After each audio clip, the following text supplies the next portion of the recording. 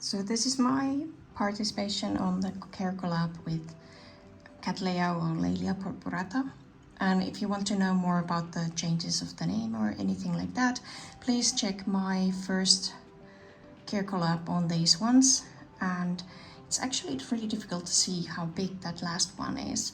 So let's get closer and see if I'm able to actually show you more. And next I'm going to list all the participating channels, probably going to just add it here. And the participating channels are Ninja Orchids, Trish's Orchid Life, Stephen van Kampen-Lewis, Danielle's Orchids Ranch, Dee Dee Blooms, Orchid 365, Karins Orchids, MaryG Orchids, the Orchid SaGa, Orchids by the Lake, Simply Orchids, etc., and Fernanda, Nascimento Orchids and Succulents.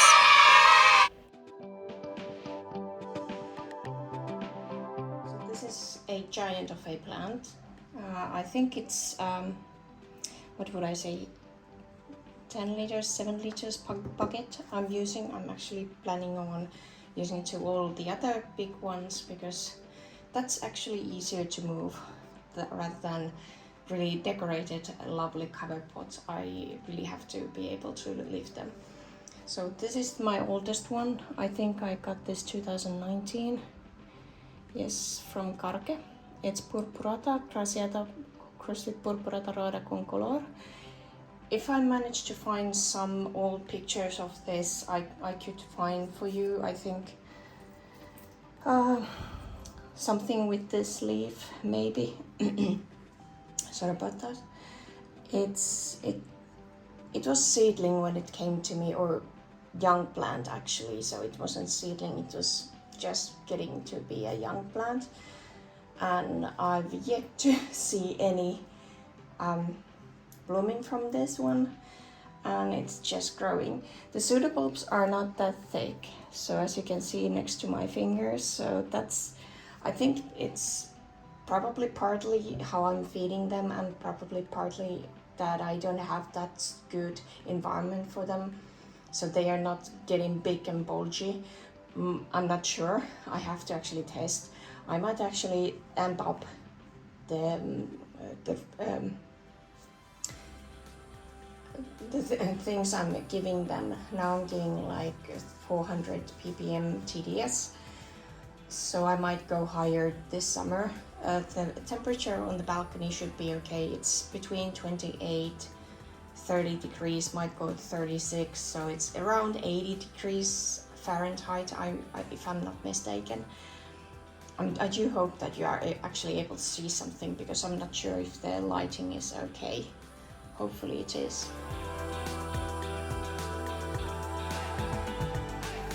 So the length of these longest pseudobulbs is around 20 inches, if I'm not mistaken. It's about 50 to 60 centimeters aroundish. And yeah, these grow big, so if you want to have this orchid, you have to be prepared to have really tall and big plants. And as you can see, if I turn around, it's actually pushing out 2 new growths. And I'm not yet decided should I actually repot this, or do I let them grow out of the pot. That would actually make the roots go outside, which I don't like. I could actually take it out of its pot and take off these last pseudobulbs. I don't think I'm going to need them, and I can just push it backwards or give a bigger pot, because that might be actually option. So anyway, that's the biggest one, and I actually need to repot this now, because it's 2 years since I did that, and it's been growing quite nicely, just not flowering. I've been trying to now give it higher light, so hopefully it's going to do that to me. I just cannot keep it too much in the sun. If the leaf starts to actually get warm, I have to stop, because you can see this damage here, that's from the last year. So I'm pushing it, but not that much, I think. So this is the next one. Okay, hello. These are actually heat damages from last year. And this is, I bought this, I think, oh, I didn't have that name. Ooh, was it last year or year before that? So this is Laelia purpurata variety Cattleya Cereja. That one. So I think it's cherry or something similar. Really nice color. It's not looking that good. It's a little bit, as you can see, it's not, haven't been happy. And that's because it didn't have roots or that good root system, or I managed to miss repotting session or something else. Anyway, this grew, this was the first grew with me. I don't actually need that anymore with them. And so that's the first, whoop. So that's the first bulb growing with me. And then it grew this one, which is really small. I think I just repotted it, so it didn't have the roots to grow more. This is the latest one, and it's better. I mean, I'm not sure what's going on with the roots, because as you can see, it's not looking that good. Sorry if those changes are too fast. I'm trying to learn how to use this tool. So there's a new growth. I'm hoping the newest one will actually do something, and it's not going to be that thirsty anymore. Okay, so that's the other one which I have. And then I have Laelia purpurata variety Russelliana crossed with Rosa con color. This was from Ralke, which is not anymore Ralke. And this have been with me, I think, already 3 years or so. Yeah. And it hasn't grown that much. As you can see, the pseudobulbs are really similar size. And as you can see, the other ones are clearly growing less or more. And this was pseudobulb, which was promising. But this was the next one. It did bi-foliage leaf, and it tried to push out roots, but there is none. So I have no idea what's wrong with this one. I think it's not, there's something wrong with that plant. I don't know what, but there's something wrong with that one, because it's supposed to be bigger than that, and it was already established with me, so I assume that's just not that vigorous when comparing to the next one, which I think that one was bought right when I did my move. Was it 2 years ago? So this is the newest one. This is from, so this is the Upa Tupa, which is a funny name. I just reported it actually not that long time ago. I think I got this from Schwarzer. And it has been really good grower. The roots are, you cannot see them obviously now, but there was barely any bad ones when I was repotting this. And as you can see, it's already, hold on, whoa. Okay, there you are. Do you need to come more closer, or is this okay? So there are some of the roots which you can actually see. I don't want to reach that if something is underneath there. And it just finished with these two new growths. Hold on, let me get you back. So I think you need a bit higher. Yes. So these new two growths. So it has been growing constantly, 2 new growths for me. And it hasn't even finished with these new growths, and it's already pushing out new eyes. I think there was one more somewhere. It's just really easy, this one. It just grows, and this is how I've learned that Laelia or Cattleya purpuratas do grow, and I don't know what's wrong with that one.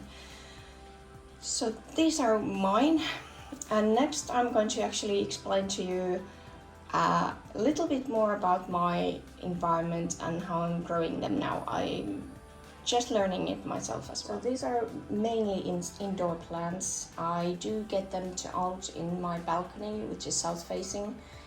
I live up north in Finland, and I do believe the altitude is really up north in Canada if you are comparing it to where I'm living, and this is the southern part of Finland. Luckily, it's quite warm here during summer, so it's not. We're not living in any like between snows, unfortunately. So we tend to get really long days during summer. So we might get like 20, maybe 20. If you go up northern part of Finland, that's the whole day. There is months on end that sun is not going down, so it's not setting. And we get maybe a little murky during around 1 or between 1 and 4 a.m. So it's really strong and high amount of light which they start getting during the summer. And I have glazed balcony, but it's not isolated, so I have to wait a long time until I can actually take all this out, because it's keeping, I think it was mid-June when I was able to actually take them out, because the first ones, not these ones, these came out like 1 week ago or so, because it did dip under 15 degrees, which I think it's like 50 degrees Fahrenheit. Please correct me on that if I'm mistaken. And now it's keeping between 20 to 36 degrees Celsius during the daytime.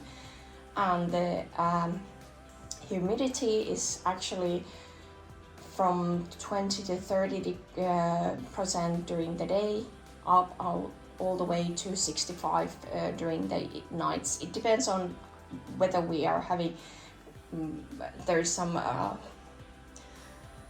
storm on the sea, so we get little bit of the moist here, or if it's actually raining here, so that's why it's getting really high. So these are the conditions they are living. I try to pop in the picture of my Rubitag, which is a small weather station in a way. It's a sensor which gives me all these numbers, so I can actually track when to take them in before the frost gets in or kills all my orchids. And of course we have this sunny warm day only, if we are lucky, 3 months. So we have 3 months worth of really nice warm days, and then it becomes fall again. And so most of the year it's cold or cool in here, and during the midwinter we might get sunrises around, from sunrise to sunset it's around 5 hours, so it's from sunrise to sunset, so it's not like the midday is 5 hours. It's really short days which we have here, and that's a long time. So yeah, it makes it a bit tricky to actually grow these orchids here. I have grow lights, but those are not the highest good, something like spider lights. It's for seedlings, for growing tomatoes or something like that, and then put them out. So it's not, it gives them something, but I don't think it's giving them enough. And if I'm not able to actually in 2 or 3 years, for example, make this, oh sorry, I'm itchy, so make this actually bloom, I'm contemplating maybe at some point buy better light. Now, because we are trying to save energy, I'm not that keen on actually buying the light. So these are getting the amount of light which I'm giving them, and that's it. Was there something else? Yes, I did mention briefly how I feed them. So these bigger ones, they get really high dosage, which is around 300 ppm, maybe higher. I vary them once a month. I usually tend to give them flush pure water, and maybe other times I give them orchid fertilizer and then CalMag and all this. I switch between them. Sometimes it's purely CalMag and seaweed extract. Depends if it's springtime, I might use those quite a lot. And the humidity in the rooms are not that good. It's 30%, 35% max. So it's really hard to actually try to find the balance with this, especially because I moved from apartment which was next to this protected forest type, and I had this like really nice cool environment for them, for example during winters. Now it's really warm because it is this apartments, so I'm actually suffering as well. It's way too warm here, so it's 22 degrees or something similar. I think that's 73 Fahrenheit in the room, so I'm used to lower temperatures, but that's just where I'm living. So this is the environment, this is how I'm taking care of them, and I'm still learning with this. I know I could change loads of different things, but at the moment I just want to see how they are reacting in my new environment, and then I'm starting to tweak something. For example, now I'm going to tweak with the fertilizer. So let's see if it's going to help any way, for example, getting this to bloom. I don't know, do I have to burn it even worse than this? Not sure what I'm going to be doing with it. Anyway, it's live and learn. And thank you for watching, and please go and check the other channels. Yeah, you're all amazing.